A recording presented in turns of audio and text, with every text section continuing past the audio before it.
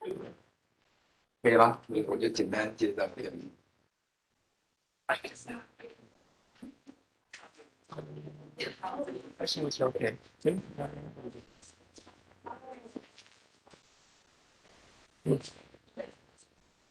Okay, it's about time. Let's get started. I'm very happy to introduce the speaker of today, Dr. Ray Lu, Li Guangwei, 医师. So Dr. Lu will introduce himself and his foundation later, but just very quickly, so far we've been talking about the impact of COVID, mostly on population health and global health. But as you can all see, the pandemic has a huge impact on economic development, and maybe more, even importantly, on education.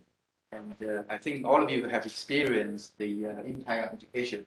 But there has been, I think, relatively less discussion about this intersection between COVID and education, especially in Taiwan, because we are having less affected in this field. But I think it's very important to know, and we have a very suitable, wonderful person to talk about this. So Dr. Lu trained in medicine, so he graduated from NTU College of Medicine with the MD degree, but then he switched to devote his career to online education. So he has been running this, I think many of you have heard about his foundation of online education for under K-12. And so he will be talking about the digital transformation and the impact of COVID on education. So let's welcome Dr. Lu. Thank you. Good morning, everyone. I'm Ray, and I'm the alumni from NTU, so it's my pleasure to be here. And before I begin, I just want to understand your understanding on K-12 online education a little bit. Just two questions. For you who coming from Taiwan, who know Junyi Academy? Please raise your hand. Okay, four of you. Okay, thank you. And if you're from outside of Taiwan, then if you know Khan Academy, please raise your hand. Okay, thank you so much. Okay, so basically, you can view my organization, Junyi Academy, as the Taiwan's equivalent of Khan Academy. So I think today, what I'm going to share to you is a little bit about online education and the context in Taiwan. And then we can cut into the impact of COVID-19 on Taiwan's education. And I hope we can have a thorough discussion. And before we start, I'm going to introduce a little bit of myself. And I'll have a Slido page so that then you guys, if you have any questions, you can just go into Slido and we will get to that part for the probably last 30 minutes. So I'm a slashy guy, which means I'm not professional in anything. Yeah. If I were still in medical field, probably I would take family medicine, which other professions usually joke about it, just not good at anything. Okay. But anyway, just like Dr. Lin shared, the MD from NTU, but now most of my time is in education.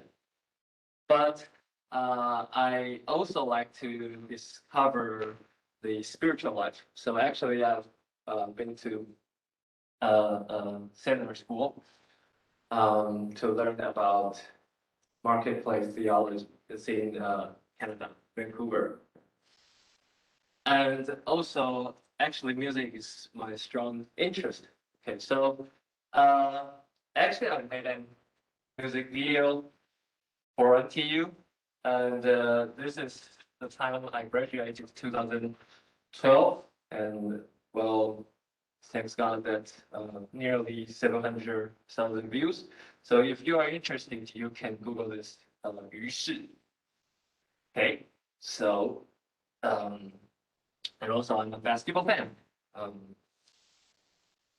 Okay, so what happened? So that a medical doctor will change his career into online education. If you want to know more, I already published a book 7 years ago, and it's a daydreaming guide. Okay, so that's it. But for the shorter version, I think one reason is because of him. I'm not going to be political because now he is the mayor of Taipei City, right? But like 12 years ago, he was also still a medical professor in NTU. And actually, he got very good kind of like teaching award in the medical college.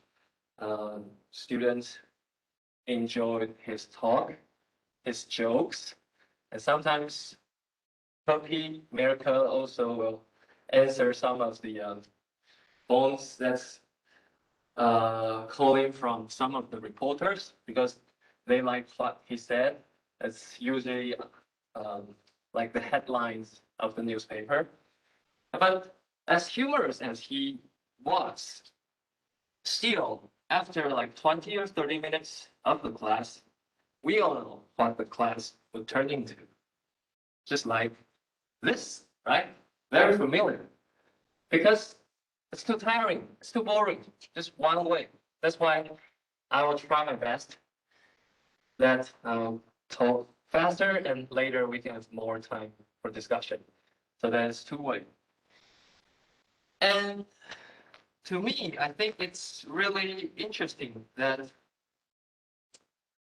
if this is the teacher who get award from medical college, and my medical classmates probably are one of the best coming from all around Taiwan, then how come the classroom scenario is like this? Is it efficient? Is it a good way to do education? Probably not. So at the same time, I read the story about Solomon Kahn, the founder of Khan Academy. I think who is really a genius, graduated from MIT with double ECS and mathematics degree, and both master, and then he went to Harvard for an MBA. But while he was in the consulting firm, he began to tutor his, I think his nephew or niece.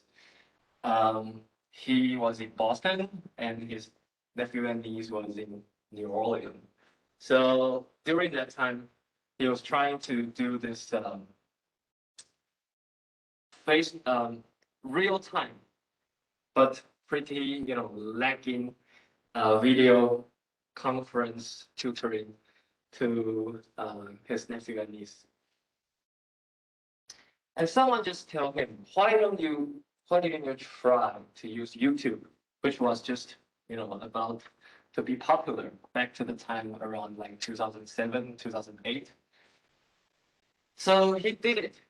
He tried this real-time teaching to this unsynchronized teaching and just published this to YouTube.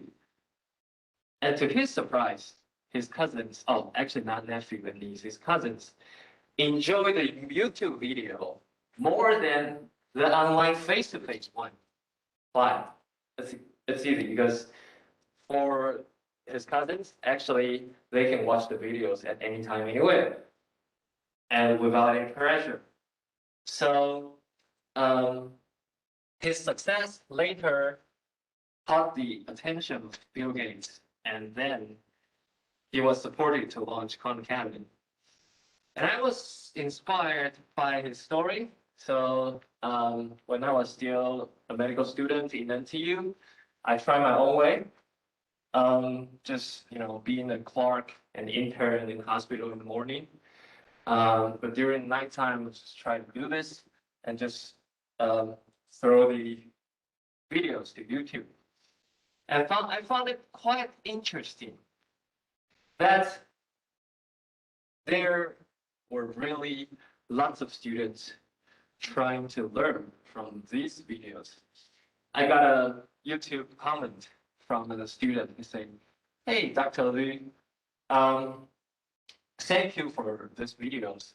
I was trying to master the joint college entrance exam, and I almost forgot all the trigonometry. And from your video, I understand that, oh, the function sine, cosine, the sine, S-I-N, didn't mean sin." Okay, so I think, well, your English is good, but yeah, we have to, practice your mathematics again and again. And now the views reached 10 million views now. So, well, at first I didn't kind of think it through that I'm 100% I'll change my career from medicine into other stuff.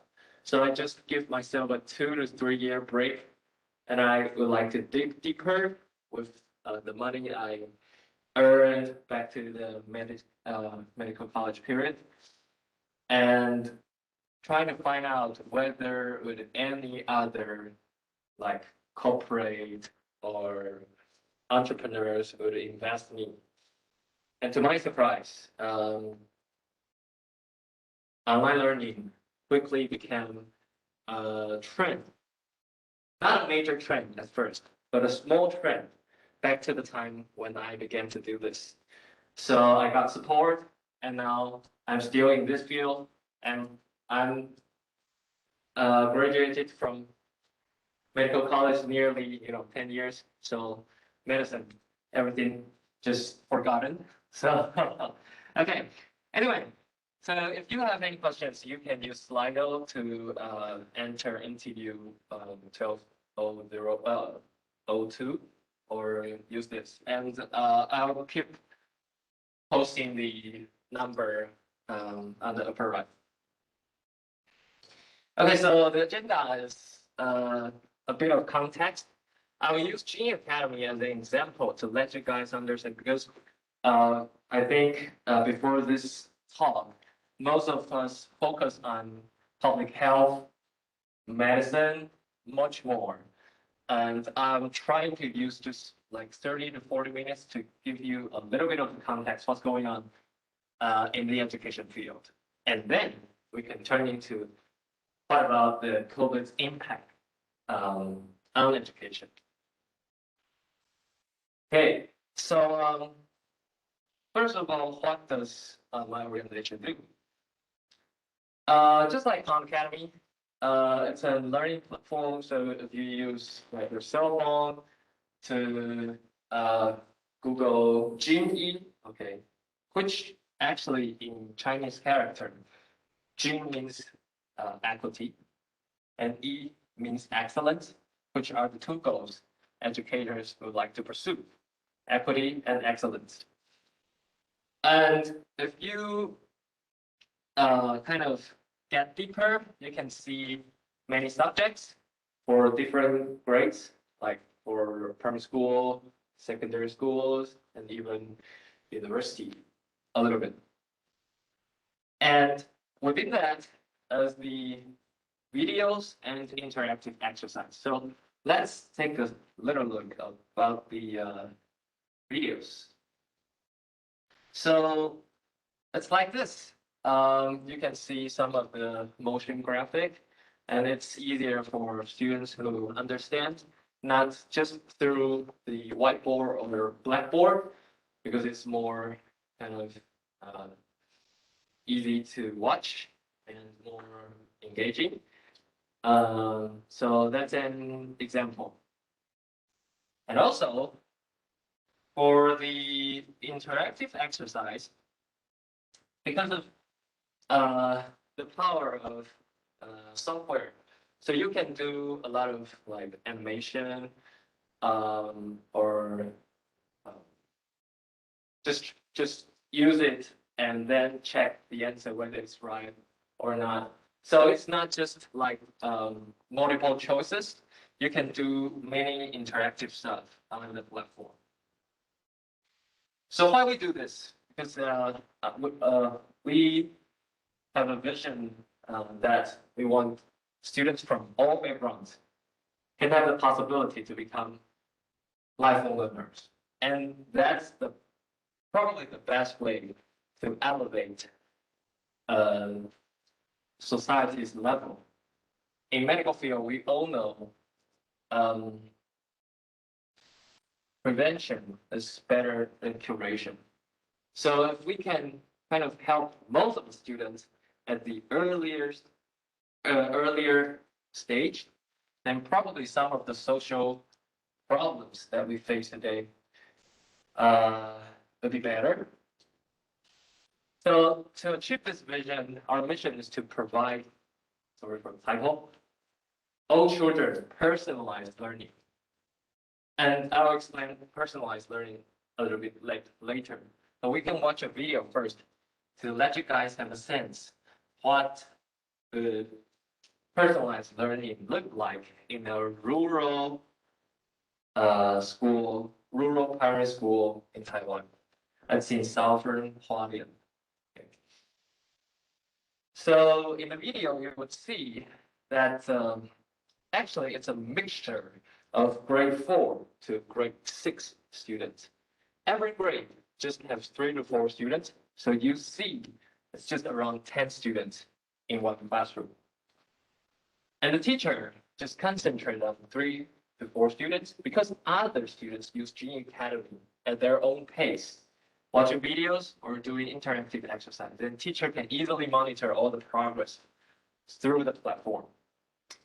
And sometimes even the other one is actually a parent who was really curious about how this is going on. He couldn't imagine her daughter can concentrate on the content on herself. He would definitely want to, have her own look and own understanding. And you see in this classroom or a mathematics class, most of the time the students kind of become the guest of the classroom because they weren't able to engage in the mathematics class. Most of the time, they don't understand, especially to the 4th or 5th grade when they came to fraction. If you have like little sisters or brothers, that's one of the chasm or the gap when we learn mathematics in elementary school. But with this, students get their personalized learning, and it probably be very normal in the Western world. But in Asia, still the one-size-fits-all is the major solution for education, especially in the public system. So we got a framework for the personalized learning, and it's definitely need to be empowered by smart education, because personalized learning doesn't mean you definitely need to use technology. You can use tutoring to achieve personalized learning, but that's very expensive. So for the personalized learning empowered by smart education, that means we need to have the infrastructure that's tech-friendly, have the internet, Wi-Fi, the account, the devices, projectors. And then, on top of that, the most important 2 parts are the teachers and the smart assistants. So we can say it's like Tony Stark and Jarvis, and they together become Iron Man to support the students. So teachers usually is just instructions, sharing one way, just like me now. But the benefit of this is we can condense the information in a really short time. That's the only benefit. But if we look into, we all know how our brands work, then we know that's probably not the best way to really learn things. Okay, so it's better to be, as coaches, to be on the side of students, guide them to learn things on their own and solve their problem, or even try to arrange adequate tasks, groups to help them to thrive. So the pedagogy will change, the class management style will change. That's one of Juny's major work. We train the teachers. Another part is to build Jarvis, the online learning platform. And that definitely means the digital content and the software at the same time. Okay.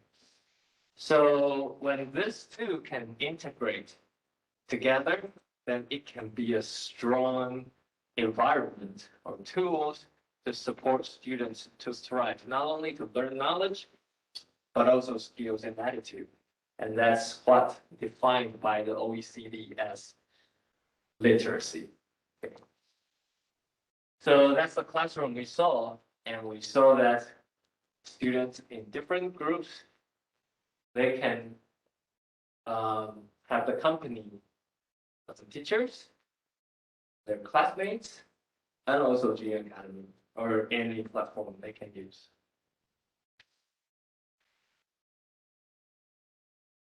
So from that framework, that defines the major 3 works Junyi Academy focuses on: digital content, software platform, and teacher training. Oh, and just a little bit of sharing about the software platform. When we have a better software, we can change the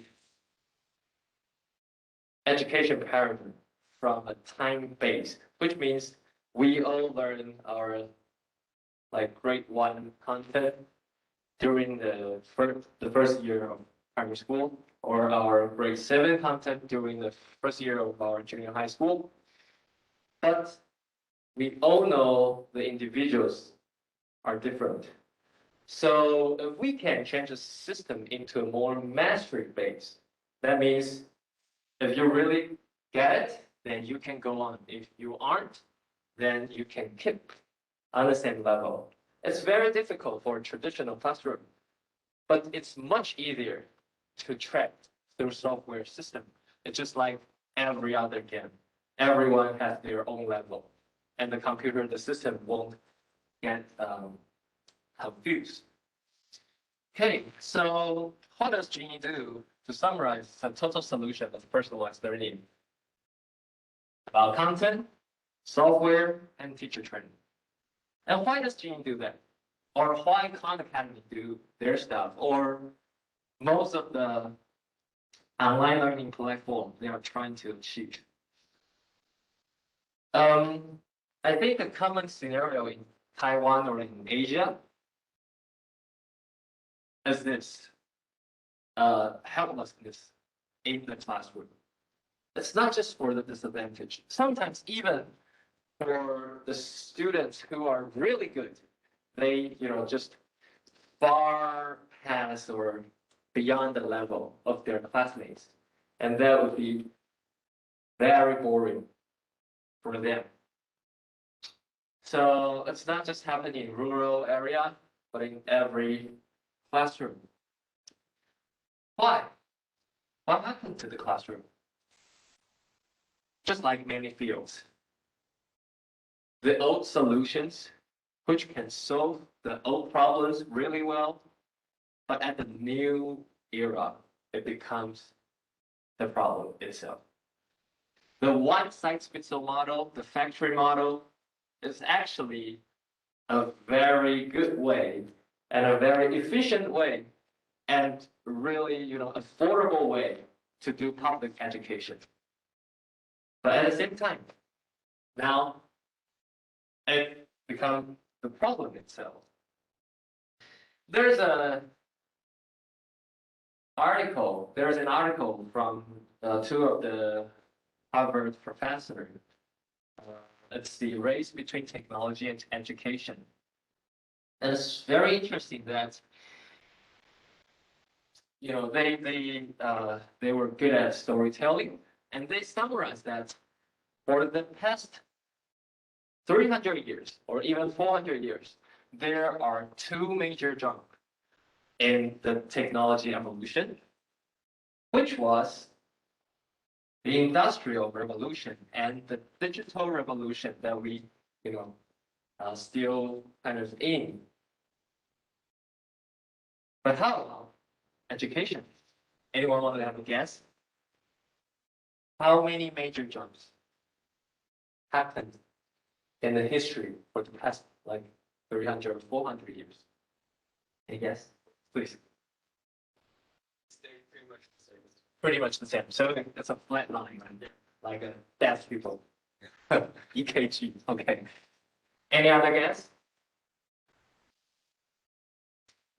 Yeah, I would say that's right. But actually, if we look back to the past 400 years, there's still a major change. And the major change comes from the public education system's establishment. Because before this, the education is only for the elite, only in the center school. So actually, only 0.5% of the Europeans is literate. If it's back to 17,000, yeah, like the 18th or the 17th century. But because of the Industrial Revolution, it gives the society a huge pressure because some of the equipment can replace people's power in agriculture. Then people have nothing to do. Then it will become a mess for the society and the government. So the best way is to educate them, and through education, gain control of people.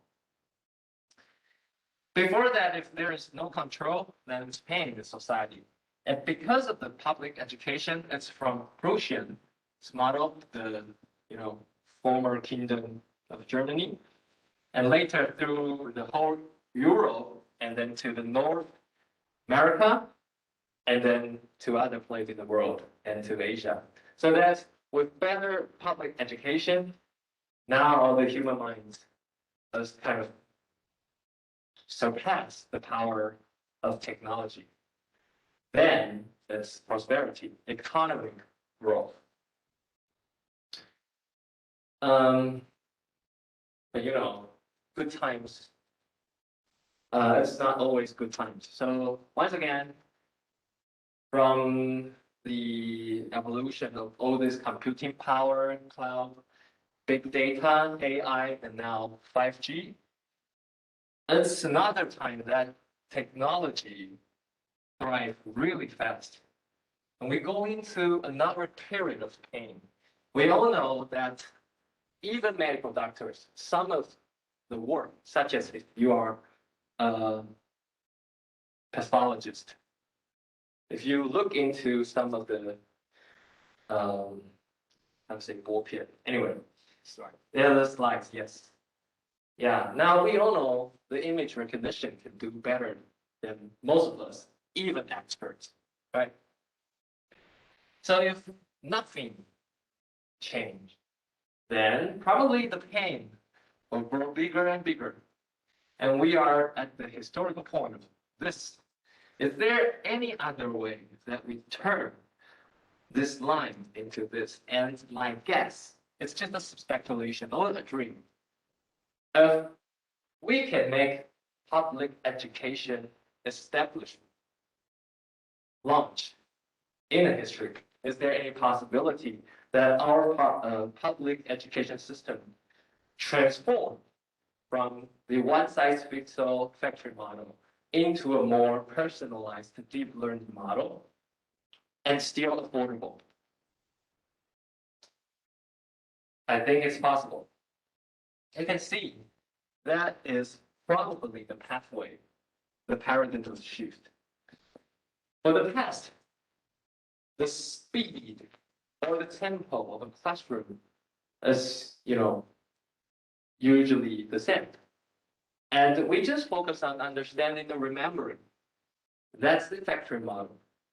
And now our new curriculum in Taiwan, and I guess around the world, like the curriculum in Finland, in the US, the major trend is you have to go deeper and more personalized. That's the two direction.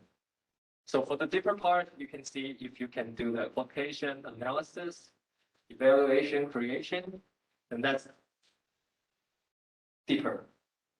And also more personalized. And technology can help this part really well, so that it can release time of the educators to focus on this axis more. And if we can combine these two together, then personalized deep learning is possible. There is an experimental university called Minerva. I don't know whether you guys know that or not. You should Google it. I think it's one of the how future universities should be look like. It's a 4-year program, MINERVA. Students always learn stuff online with small group discussion from anywhere.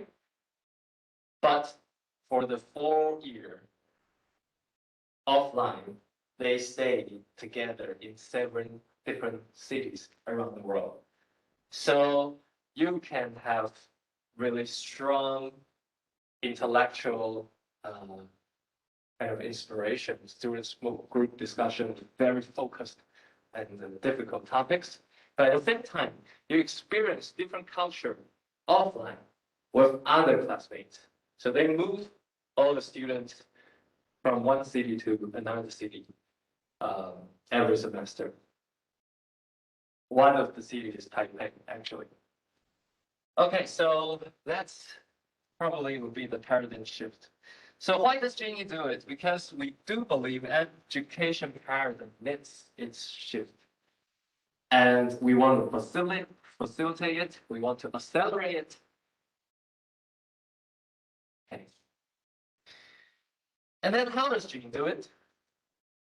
The first is innovative philanthropy. It's weird. What does it mean? Okay. There are many social problems, especially in education and public health. The government and the corporate couldn't solve everything. Why? I will explain a little bit later. For the government part, most of the time, they care more about fairness, and the logic of fairness is different from us and the government. Okay? And also, if it's about digital transformation, top software engineers aren't in the government sector. So it's very difficult for government to drive any digital transformation, actually. Probably it's better for corporate, but why in education and medical field, it's quite difficult. Just let the corporate to drive the change. Because Taiwan is such a small market. And the major incentive for corporate is earning. So if you are in a small market, the best way is to provide an international product, which you can get bigger market.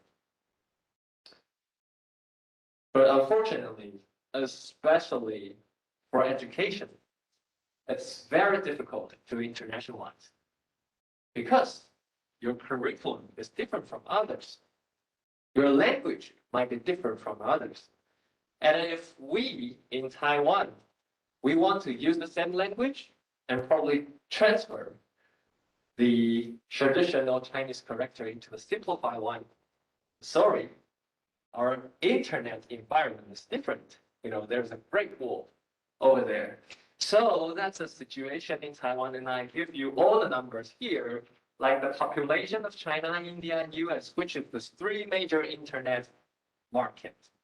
So the internet users, the students with million over there, Okay, and their biggest K-12 learning platform, the Onion Academy by Juice, this one's really good.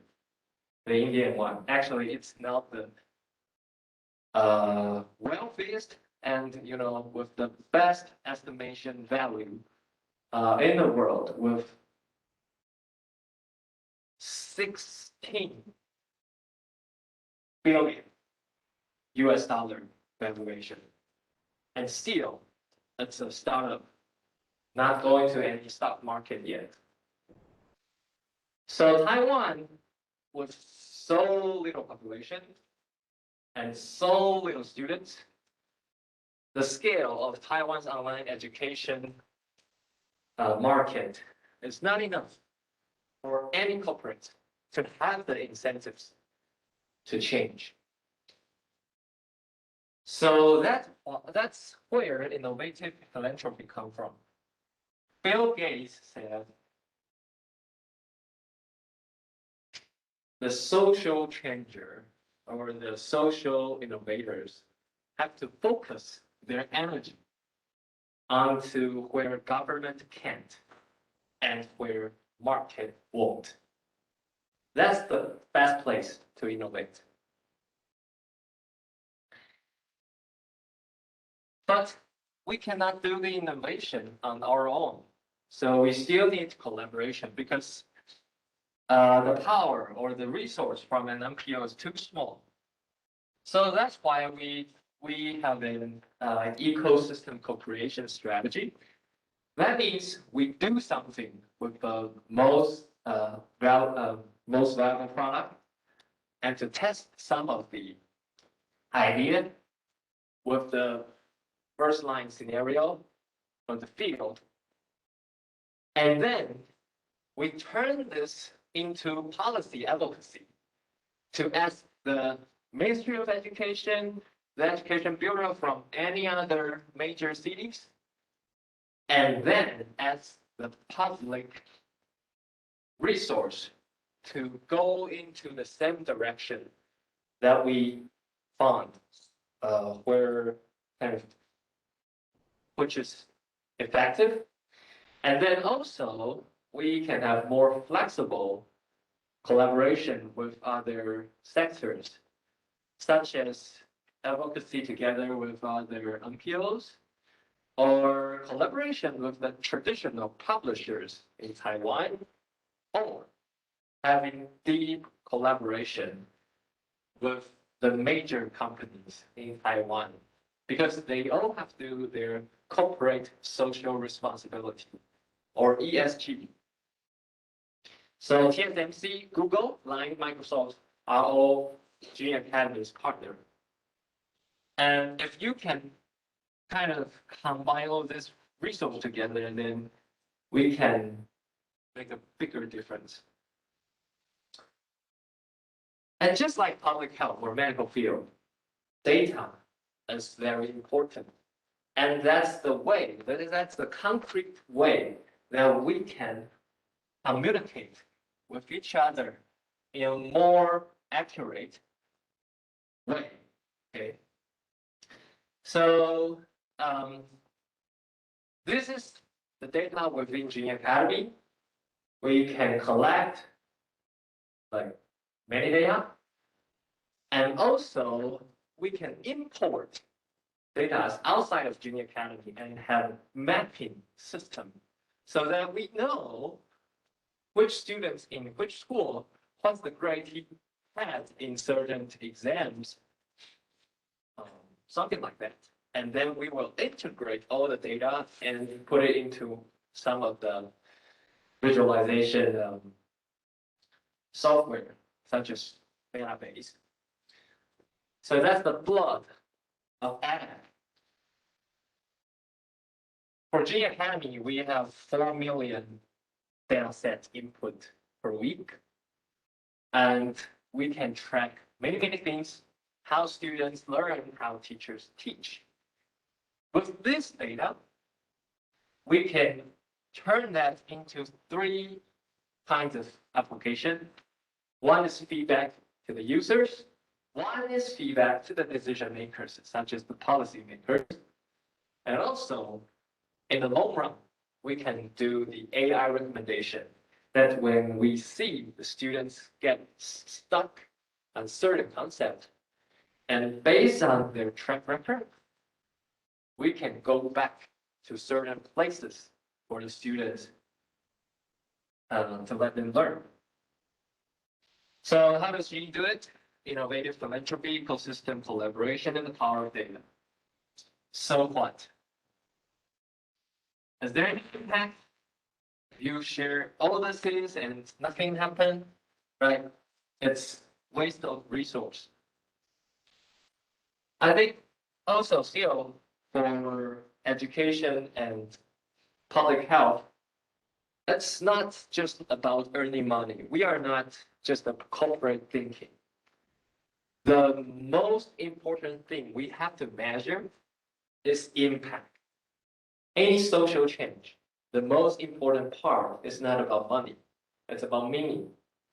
So there's a very holistic model is the IOOI logic model, which means input, output, outcome, and impact. And which means the impact should be supported by certain outcomes. And the outcomes should be supported by certain output. And then you can see how you put the input and then turn it into certain output. So for Junyi Academy, the output and outcome part, you can see our three major outputs. The software, we have the gaming system, we have the AI recommendation, we have the content management system, and we continually develop our software. So that's one of the major outputs, the software part. And the second part is digital content. So till now we have more than 30,000 interactive videos and 80,000 interactive exercises across different subjects from K to 12. And the trainers, the sessions and cover different scenarios. The three mixed scenarios means the self-learning scenario, the in-classroom scenario, and in the there is a special scenario called the remedial learning scenario, which means some of the students would be extracted from their original classroom because they got flunked. So they need extra help. And our training covers all these three scenarios. So then the outcome definitely means the usage or the participation of teachers. But what's most important is the impact. Sometimes the impact in education or public health is really hard to measure or define. Just like, I think it's said by Albert Einstein that what can be measured aren't always important, and what's important aren't always can be measured. Yeah. So for the impact, we definitely need to look into students' change. Luckily, we have a report from the NTU economic department. They become the neutral third party to do the evaluation and prove it, the effectiveness. I'll show it later. Although it's just relativeness, not causal effect. And teachers change and the policies change. Okay, so that's the so what. And also, when we look into individual cases, like this boy, who was in his 5th grade with learning disability, but his level is just in the 1st grade. If you were his teacher, how would you teach? It's too difficult. Later, his teacher found he can use Junyi Academy to let the students to learn from the 1st grade, and he can still teach other students in the 5th grade level. And the students actually got his excitement and achievement so that he would like to learn. Within 1 semester, he kind of catch up to the 3rd grade. Not only this, even though he has learning abilities, but because of confidence he got back, He was willing to come to school every day. Before that, he only came to school once per week. Because no achievement, no sense of achievement in school. You can imagine if you were the boy, you wouldn't want to go to school.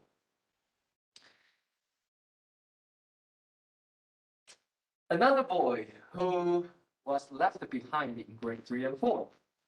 His mathematics flunked, and his teacher even suggests his parents that you might need to check whether your child has ADHD or not.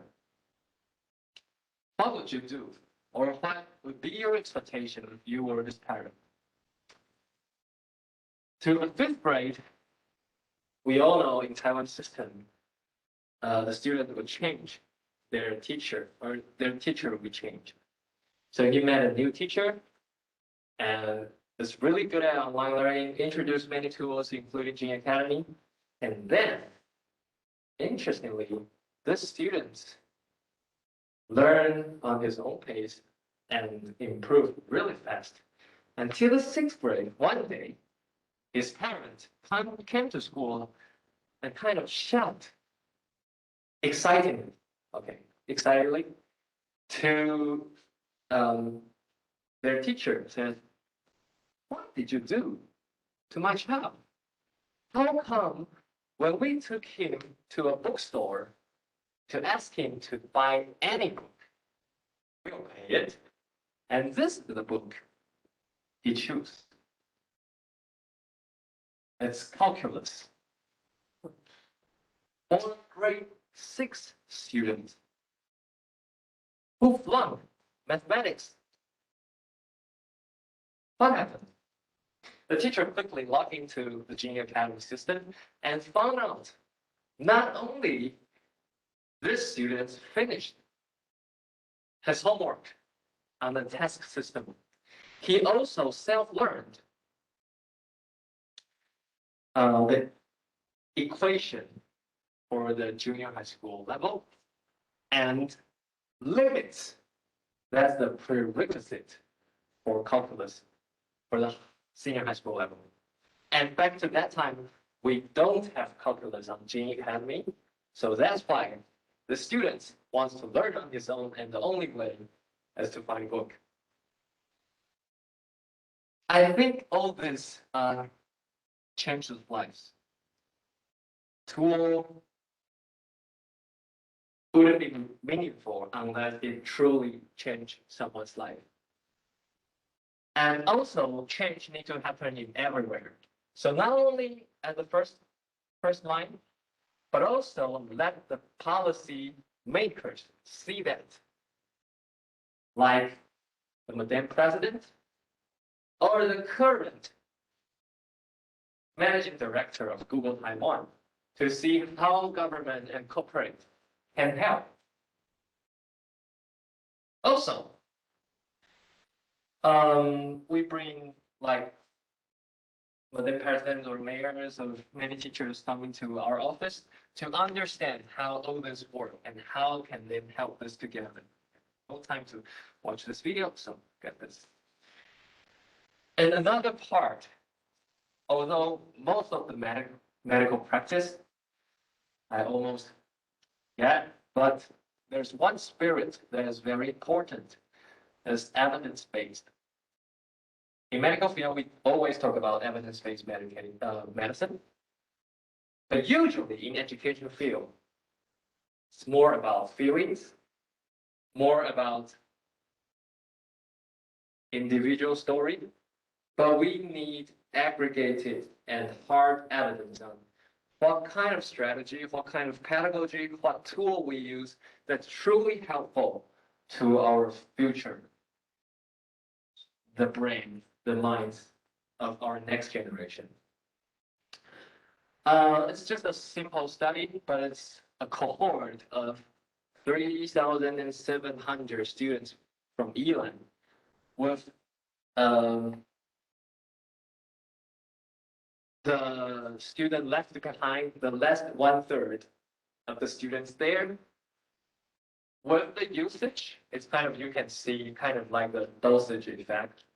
with the usage of Junyi Academy, within 2 years, how he can, thrive, or the growth, the percentile growth he can get. So this helped the disadvantaged students most. Of course, we know they have the most room can grow, but that doesn't mean necessarily they get the most help. Okay, so we'll continually look into the data and to ask the neutral third party to do the research. And lastly, every progress needs teamwork, and every team needs talent. I think it's to my luck. In Junyi Academy, I can have a very diverse talent. For me, as a medical background person, and also this girl graduated from Untitled Computer Science Information Engineering Department, who was a software engineer in MediaTek, one of the best tech company in Taiwan. This kind of person coming to Junyi Academy, they don't have a, payment upgrade, but mostly like 50% off, Yeah. That's, we don't force that. That's just, they're willing to do this. Yeah. And this project manager actually graduated from NTU Law. So for software content, we have some policy making expert to help the government. So this cross-discipline collaboration can make a difference, even though we are just a team, a small team with 30 faculty. So what? I think the impact, the changes, the trust from the society and the team. Okay, lastly, I have 15 minutes to talk about the impact of COVID on education, and then I think we can get into question. Is it a crisis, or are there more opportunities in this? From my personal observation, I think there are 3 major impacts from COVID, and I would narrow it down just to Taiwan. You can see a lot of analysis on the internet. You can just Google it up from anywhere else. So if I just share that won't be interesting. So I'll mainly share what's happened in the place that we stay on. So first of all, quicker penetration. This is the data you can see actually on Google Trends, comparing 5 major online learning platforms in Taiwan. And this is May 18th, I think. Huge, surge, but still coming down. And during the summer vacation, coming back, and then, because we came to physical place this semester, so a little bit going back. But if you measure this and this, it's kind of 50 to 70% growth. Okay, still a little bit of growth. And this wouldn't happen were it not COVID. And even though 50 to 70% growth seems little compared to this, but from our experience, a 50 to 70% growth for the weekly active usage of any online learning platform in Taiwan, it would take probably 5 years to do that, because the transformation of any education system is very, very slow. So it do actually accelerate the process. I think that's the major impact. And due to this, government has more confidence in the smart education investment.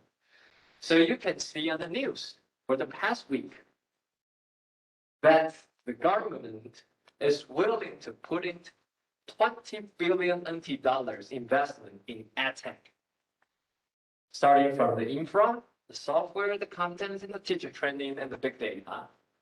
And that's the biggest investment in the history of Taiwan's education, or any tech-related stuff. But at the same time, we saw greater hesitation from a survey of prestigious media. They found parents' confidence in online learning actually dropped 15%. What happened? We will explain later. So we see next slide. That's the third impact. But why this impact happened? What's behind the trend? Actually, this is my interpretation. Okay, it's not 100% fact-based.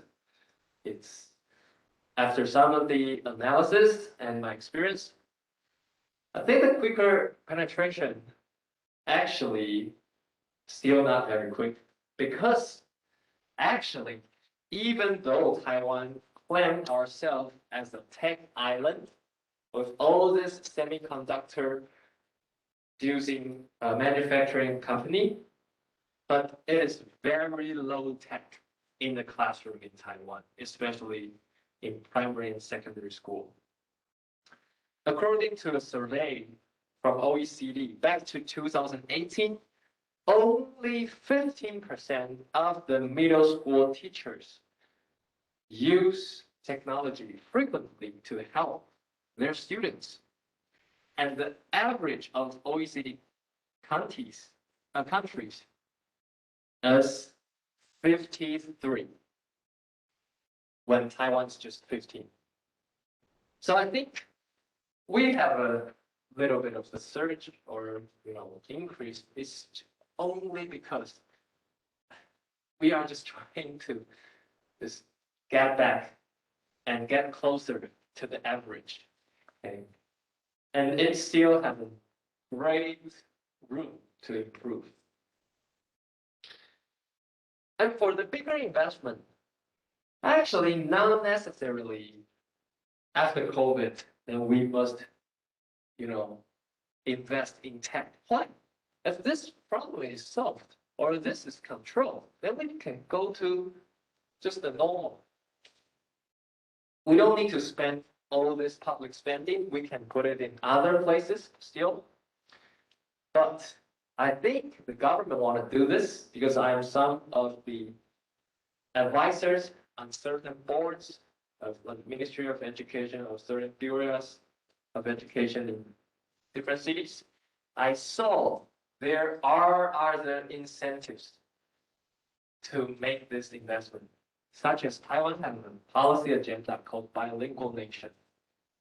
And the Madam President really wants to use education technology and online learning to quickly deploy all the English learning environment to any students anywhere in Taiwan. And if she just focused on bilingual nation, because Taiwan is such a diverse society, that would be a strong objection, because some people would think it's just a political agenda. Also, learning English is definitely really good. But with this, I think the government turned this crisis into an opportunity for them to claim the legitimacy of using tech. It's so important. We have to prevent the next crisis so that quick investment and quickly pass by the legislative yuan. That's my guess. Okay. That's why there is greater hesitation, especially among parents. Definitely because of the bad experience during the pandemic time. I'm a parent now, although my girl, my daughter, is still 2, so not yet entering the school system. Can you imagine work from home and learn from home at the same time? You're trying to help your child, and also you have a video conference meeting with other, and it's just terrible. So I think that's probably why those impacts happen. Most of the time, it's not only seeing the surface, there are probably some of the deeper reasons behind it. So the last part is how. I think any change makers, if you see something in the society, a phenomenon, something happened, a change maker can always see opportunity. So I think now for Taiwan's education field collectively, we try to clarify what's the common Taiwan or this island's dream in education, and that we can co-create the future. So we have to reflect on what's the island, it's our home, and what's so special about Taiwan. It's a technology island, not only for the semiconductor, but also now we have really good tech startup. Some actually is the medical technology startup. I know some of my friends graduating from medical college. They found their engineering partner, and they can have medtech. And also probably marketing tech, or other AI tech such as Appear. If you know this company, that's the technology. And geopolitically, now Taiwan is definitely a battleground between China and US. It's a crisis, or it could be an opportunity. And also, Taiwan always has the diversity in races, in biodiversity, and in our landscape. So then, what's the common dreams of this diverse island? I think we experienced the pandemic together and still around the world, and we see the new variants coming out. Can we protect our island collectively? And in education field, the new curriculum is the common things we are going to experience, and we truly have strong expectation in this curriculum. This curriculum, I don't know why, but 70% of the main idea is coming from the Finland new curriculum. Probably some of the educators or policymakers want to turn Taiwan into like a Northern Europe style society. I don't know. And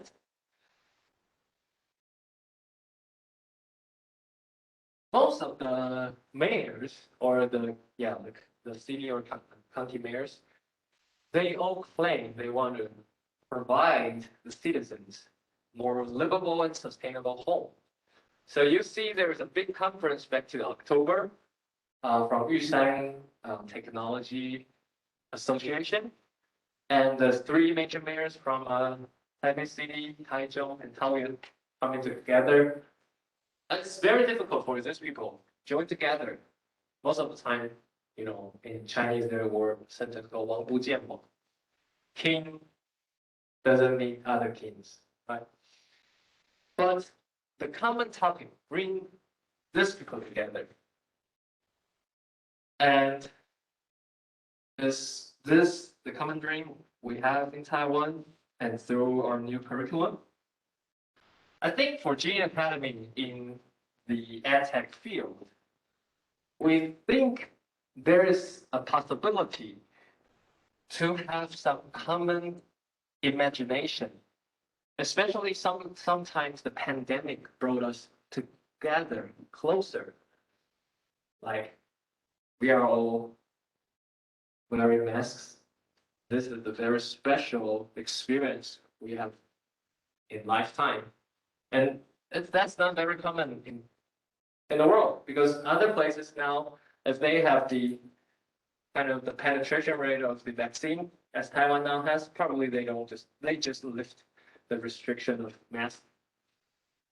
Anyway, I think EdTech is a good way to aggregate and use resources collectively. So you can see government plus MPO. This is the collaboration between Junyi Academy and Taipei City. And other corporates collaborate with MPO, such as TSMC, Google, Line, and also other startups like Learnmo, Pagamo. This is a very good startup from an MPO professor, Ko Benson. Yeah, you can check him out on Coursera. He taught calculus. He is a professor from NTU EE department. And also, MPO can collaborate with MPO also. Sandy Yan, a very famous entrepreneur, and turned his career from travel and entertainment into philanthropy. He has his own class, the Junyi Academy. I think for the past year, we got the momentum that more people, more organizations want to contribute. And through online, that's a better way that we can contribute together easily, because we can have a platform. So whether we are parents, teachers, or we are from corporate, or we are from government, I think we could focus on our next generation. And that's, I think, the true meaning of the pandemic in the impact in education. It's not just a crisis. We have to see the common dream, the common future coming out of this. And then we can turn this crisis into opportunities. And let's turn the helplessness into achievement. And let more students learn happily. They can thrive, not only with knowledge, but with good spirit. Last but not least, an invitation to you all. You can also participate. We have our data set on Kaggle. If you are, interested in using data, it's for free, no restriction, and all the data is just, the name are all taken out. You can have some research on that. Share the Academy to others, whether it's in Taiwan or abroad, with a donation, or any volunteer work if you guys want. And it's up to you. So there is a traditional saying from Africa that it takes a village to raise a child. And I think, although it's a more public health or medical field class, but still in every kind of discipline, if we are in the classroom, then it's still about education. So I hope today we have a thorough kind of discussion on this topic, and I'm more looking forward to the discussion part if there is any question. And I think I can give you guys 1 or 2 minutes to reflect on what we shared. And then if you guys have any question, then you can just put it into the Slido. Let me see. Yeah.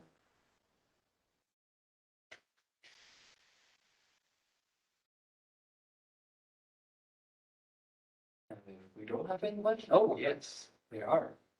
Great.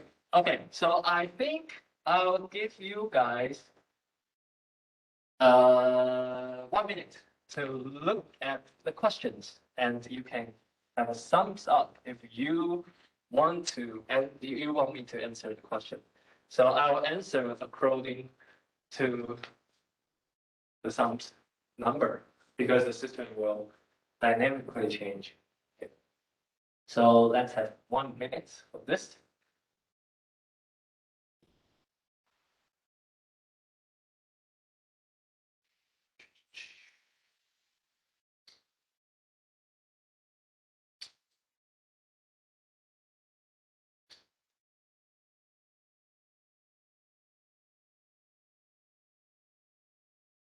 You can use this barcode.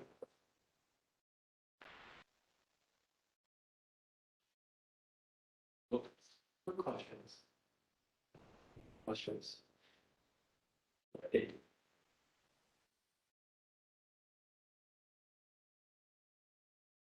Oh, the Pornhub question. Calculus class, I know.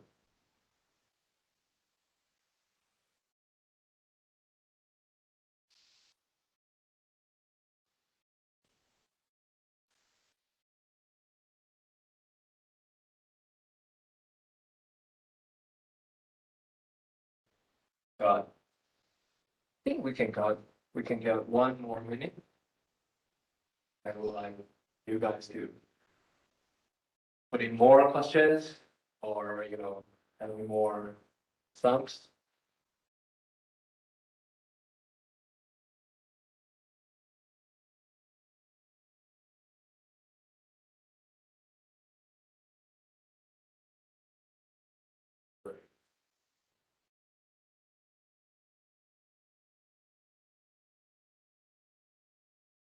Okay, less 30 seconds.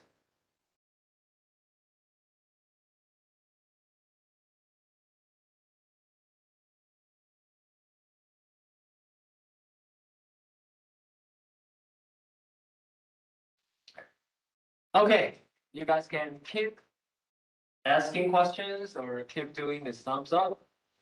And I'll try to answer the questions from the first one. And we have 25 minutes. So I'll stop at 12.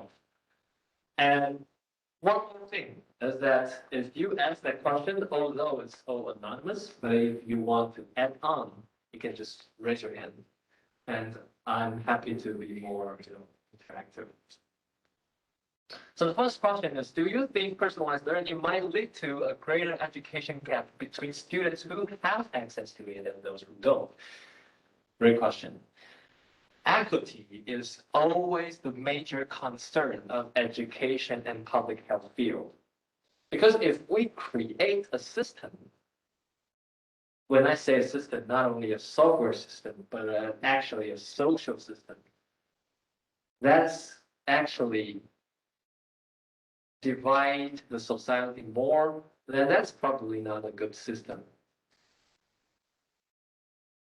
So, yes, I would say yes first if we just do it in a corporate way. Why? Because if you think about how corporate can earn money, they definitely earn it from the one who have resource. And that's why when Coursera and edX coming out 10 years ago, after 3 to 4 years from their survey, they have to admit, actually, that's the graduates who have even like 2 degrees or 3 degrees who use Coursera the most. And that would, even create bigger gap.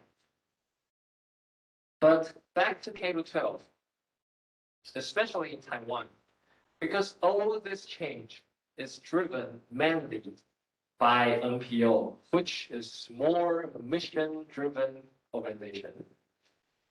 So then, that's why in Junyi Academy, we have the strategy not only to provide the online learning platform, but to collaborate with the policy and to do obligatory teacher training. Because every student from grade 1 to grade 12, they must go to school and they will stay in school. 4 to 8 hours a day. And if the teachers are truly equipped with this nowadays knowledge, then this is the best way to make sure that all students can get adequate help. I know it's very difficult to make this change in a short time period, but if the strategy goes on for a longer term, this is the best way to promise the equity. Another important part is keep it as non-profit organization. Why? Let's think about it. If Wikipedia is not a non-profit, then what would happen? With its traffic, if you do add any traffic analysis, you will find Wikipedia is probably the top 5 websites other than Google, YouTube, Facebook that people would use. But it's the only non-profit website. And because of the founder, he believes in free knowledge sharing. And that's very interesting. With all the volunteers work and the systems know how to let all this collaborative work still have, how to say, its effectiveness or credibility. Then he created Wikipedia and surpassed 15 years ago. Microsoft also has their online encyclopedia project, which is the profit-based that they fund. Because if you're profit-based, then you will focus on how to create the knowledge, then people will pay more, not stick on the mission that's sharing more. So for Junyi Academy, there are many, many opportunities that VC coming to us, asking us to turn this into a business, and we always reject, just like Salman Khan. Salman Khan did this way longer before than us. So keep it as a nonprofit, and secondly, try to go deeper into the public school system.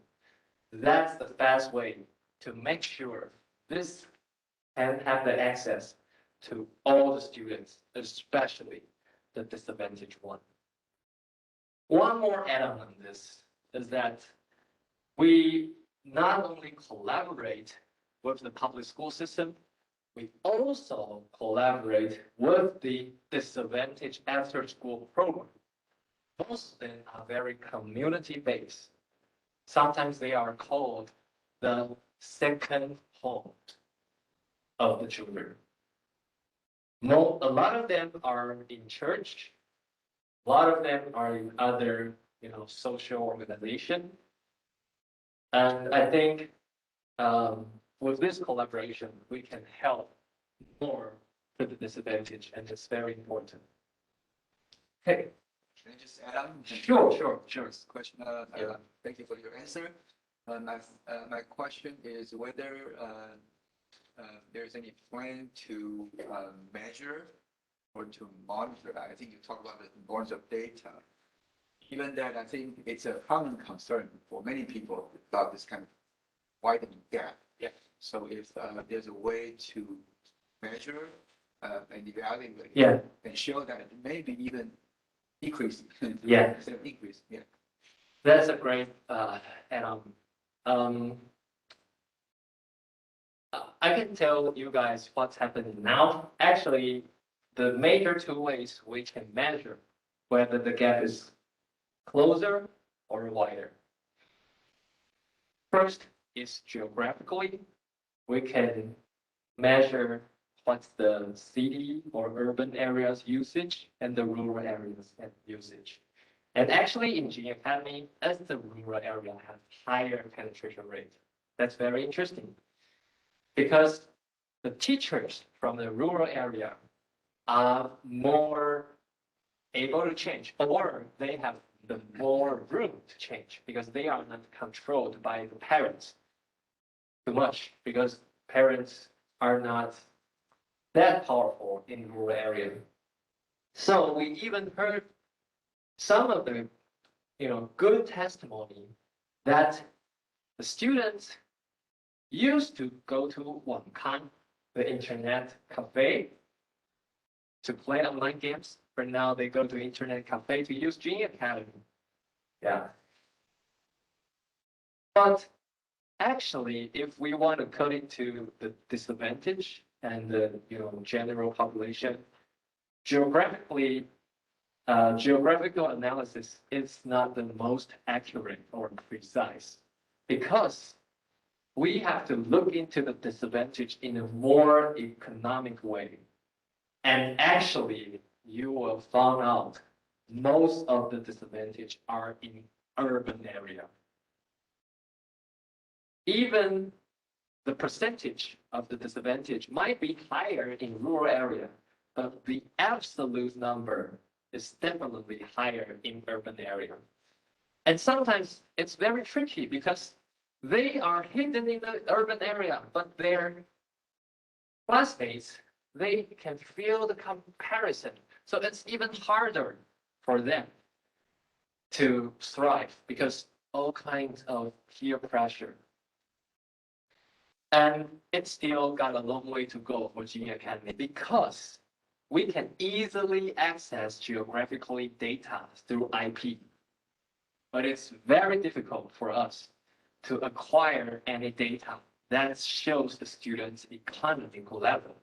That's a very confidential data stored in the government. So that needs cross-sector collaboration, and we are trying to do that. And I hope within certain years, we can share to you guys that, yes, students from economically disadvantaged families, they can thrive even more. Yeah. Thank you, teacher, for the great question.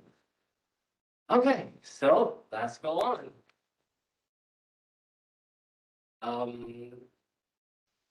Okay, so how do you develop skills to catch students' concentration and make them to stay focused online? Okay, this is very challenging and it's a good question. So I would share this from three angles.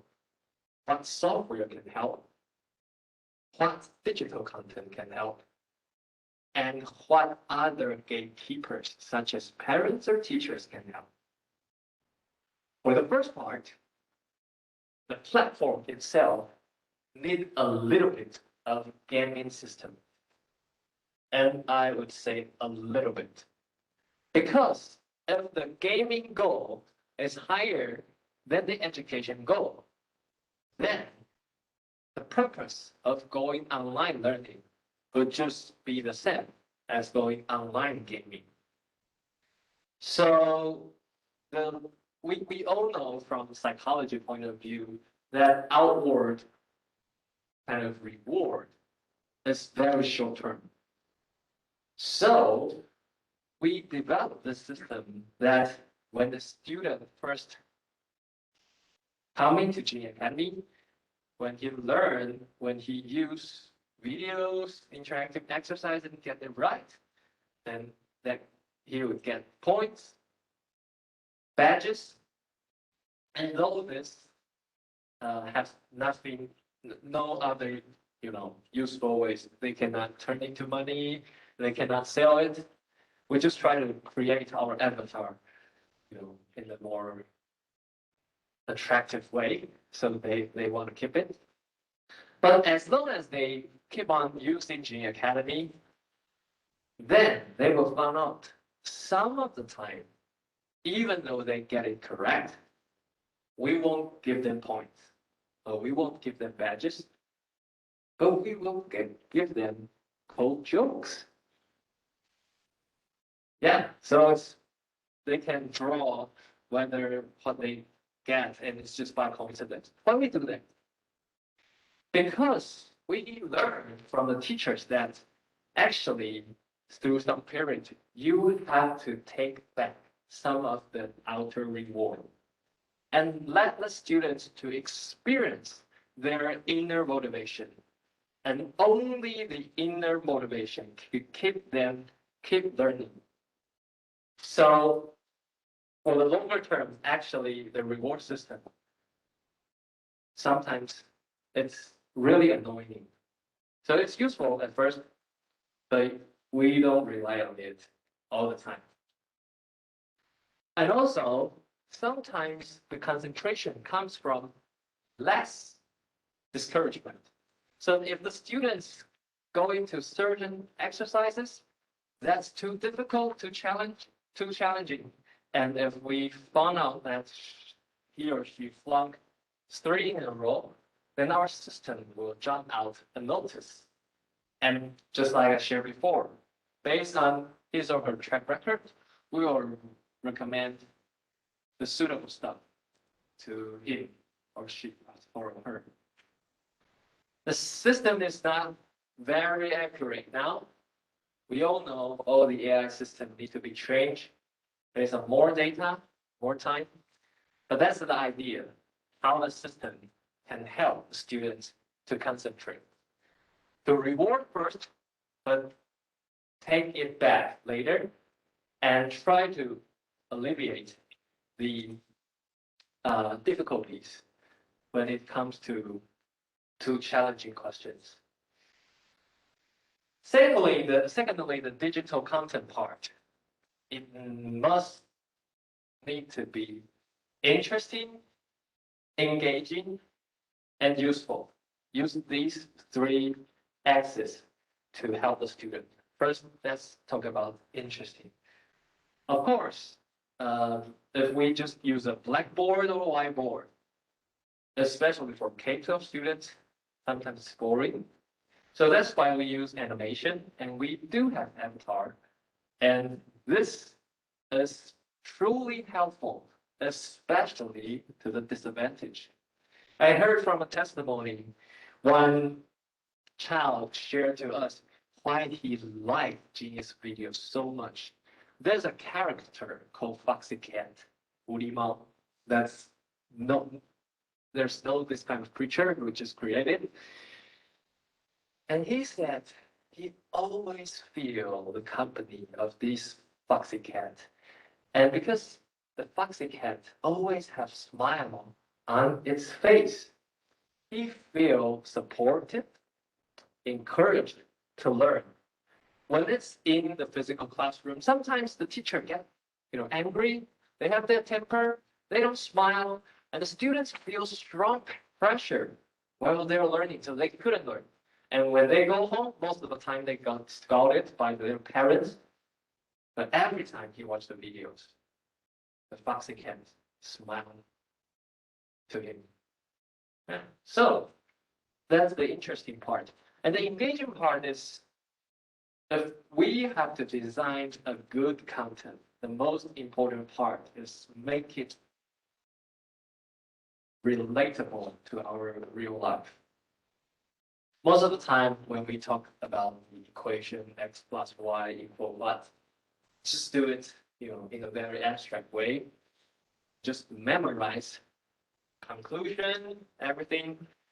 That's too boring and it's not engaging to the students. So we will do this, and the videos can be interactive. It can have question and pause in certain places.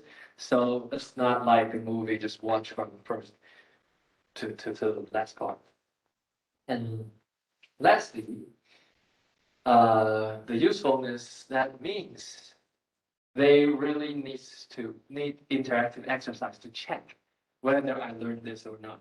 So the blendedness between the videos, that's the input part, and the exercise, that's the output part, is very important. Lastly, the teacher training and parents' company, that's very important because most of the students are interested in the subjects which teachers they love more. That's make a lot of sense because you like the person and you like the related subject. So that's how we train our teachers. Actually, not to be more knowledgeable, but through classroom management, group discussion, and the change of pedagogy to be more likable. It might be not so important 30 years ago, but it's very important now. Okay, so I think that's the part I'm trying to answer for this question. Okay, let's try to answer probably 2 more. Okay, thank you. Online learning reduces the level of physical activities and cause poor eyesight among other health concerns. Again, great question. So, we do know from a kind of physiological or medical point of view how poor eyesight coming from. Take the overusage of eye in the sometimes distance. And we all know that even during the non-digital era, like me when I got my nearsightedness around, I think, 10, because of playing piano and looking at the notes too often and didn't, have a good habit. So I think the main problem is not digital, but still students, teachers, parents' idea on, eyesight protection. So definitely going out frequently is very important. So that's why I like Minerva's model so much, because this school doesn't just emphasize on the tech and online part. It actually emphasizes even more on the physical, on the diverse environment part. And if you want to experience that, you definitely need to learn your knowledge in a more efficient way. And that's when online comes from.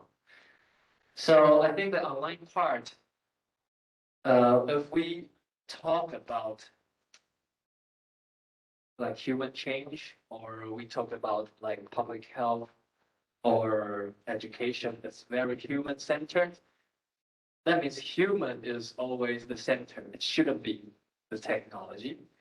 So like in those classrooms, how we ask the teachers to design pedagogy for 40 or 45 or 50 minutes class, we usually suggest only 1/3 to 50% of the classroom, of the class using technology.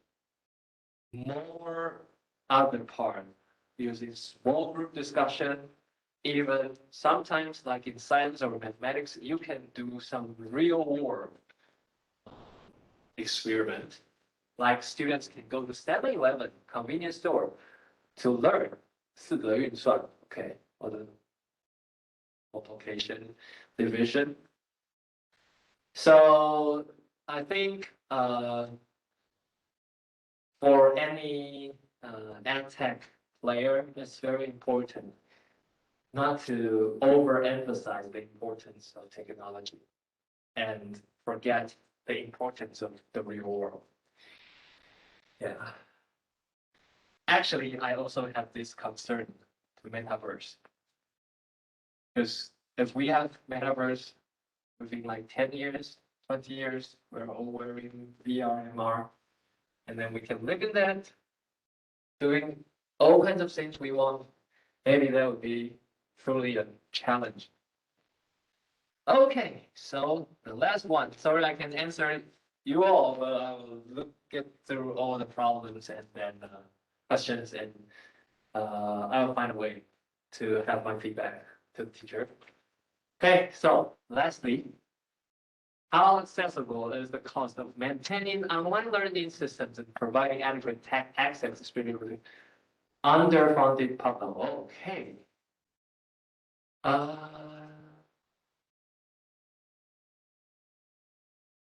Okay, I'm not so sure about the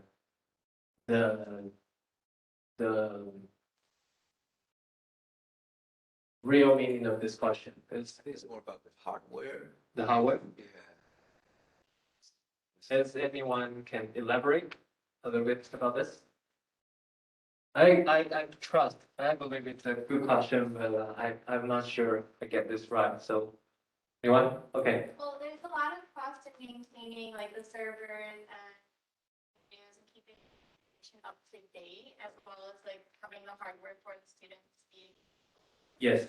And so I guess, and maybe this isn't as applicable to like the Taiwanese system. Yeah. Like public schools are already really underfunded. Like I have friends who are teachers Okay. that like have to like they crowd fund like online learning platforms for their kids like during COVID. And so I guess, you know, it's just curious about like how feasible it is for schools to actually access the Got it. Got it. Well, great question. Well, I'm not very knowledgeable about the U.S. context, but I know a little bit because my wife graduated from Princeton University, and she is the founder of Teach for Taiwan, which is the equivalent of Teach for America. And we are really familiar with the charter school system here, the Knowledge Power program. So I know the underfunded situation. And that's quite interesting that US is the superpower in the world. But the internet penetration rate, I think it's still like around just 75%. And in Taiwan, it's definitely more than 95%. Why I say internet penetration first? Because if the internet penetration rate is not so high enough, in certain area, you definitely need local storage. I mean, because if it's in a cloud system, there is no need for any school to store anything just within their school system. They can just put it on the Google, AWS, or Microsoft system, as you were. So like in Taiwan, the problem, yes, it's not from a school point of view, because most of the time Taiwan is more central system. The US education system, from my little knowledge, is more bottom up. Like we can see from the public spending, if it's public purchasing devices in Taiwan, it's the decision most of the time is made in central government level. And the school have no decision power. I purchase this Chromebook, or I purchase this iPad, I purchase this Wi-Fi system, and you just use it. And probably in the US, from my knowledge, is the budget is allocated to the district, and the district or the schools make their own decision. Okay, so back to the Taiwan system, then actually the school has little responsibility to maintain any system. The problem is a system like Junyi Academy. How do we maintain ourselves and to be sustainable? In Taiwan, we have little trust to our government, especially within education and tech area, because they are not tech expert, even though we have our Minister of Telephone, but he's just one person, right? You see our Wu Beijun still, get stuck when everyone wants to use it. And our premier said, it's just so many people want to use it, so it's a good system. Yeah, that's bullshit. Okay. So, Junyi Academy, I think luckily, though the government are not that trustworthy, but Taiwan's people have a kind heart, willing to donate. So, like Junyi Academy, I think the non-profit-based online learning platform will still kind of get our resource mainly from donation and use that to support, even though some of the time it's not resourceful enough. if we have like 10 times resources, we still know what to do. But I think every innovation comes from limits. So we will still start from that. And now, like for us, we are like organization with annual budget around 50 million NT dollars. So let you guys just have a sense of that. Yeah, and it can run a platform like this. So actually, if you turn it into US dollar, it's not a lot. It's just like 2 million or less than 2 million every year. Yeah, it's I think we try to do it in a very efficient way. Okay. Okay, it's past 5 minutes past 12. So I think thank you all for joining this class, and I'm really happy to talk to you guys. And if you guys want to have any follow-up interaction with me, what you can do is go to Facebook and just type in Ray Yu, and I think it will come out first one, and you can send an invitation or a message to me, and I'd love to talk to you guys. Okay, now I'll hand back to the professor. Okay, thank you again, Ray, for the very wonderful sharing. I personally learned a lot, and I have 2 pages of questions. I think there is a lot of commonality between public health and education. And I think the mention of data, the emphasis on evidence-based, that's a core essence of the 2 fields. And I think maybe more commonly is the pursuit of meaning in a way that when I went to graduate school, we always joke about the fact that there are 2 graduate schools in Harvard that after graduation will be making less money. The one school is the School of Public Health, and guess the other one? The School of Education. Yeah, yeah, but even with that, there are many people working on public health and education. I think this pandemic actually bring together the 2 fields more closely. And I really hope that beyond COVID, there will be more opportunities for dialogue and even for collaboration between public health and education. And I think Ray is in a great position of doing that. So thank you again for coming. Yes.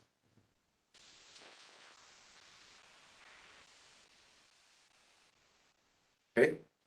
Just a reminder that there's an essay number 2. It's already online and it's still a week from now. Yes, and the next week we'll be talking about let us know if you have any question about the essay, and we'll be talking about the group final project next week. Okay, see you next week.